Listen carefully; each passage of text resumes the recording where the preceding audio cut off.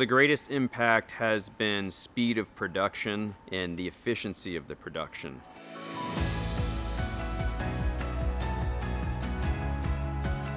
Robbins Lumber is a fifth-generation vertically integrated forest products company, providing a number of finishes and value-added services to our company's wood and other company substrates as well.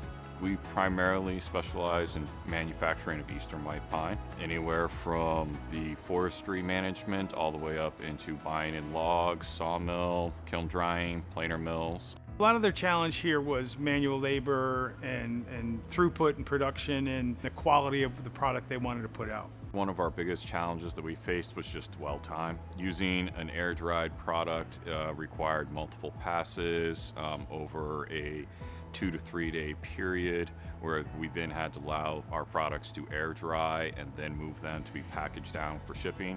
Because you could not get the hardness of the cure, we actually had to apply slip sheets in between every layer to prevent imprints, scratching, and marring of the material during shipment.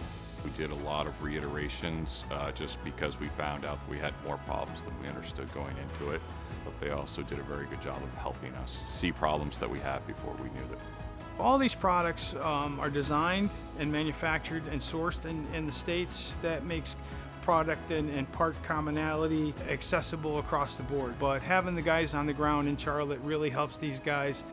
To be able to go one pass to finished product has been a game changer for us as far as our ability to get the volume of production through the plant that we were looking for.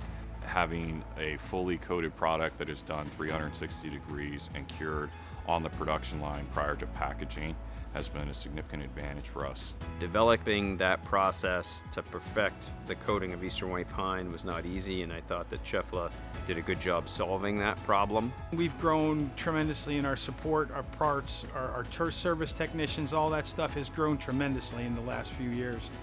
We will continue to grow with Cefla in different areas, so I see a strong future in that.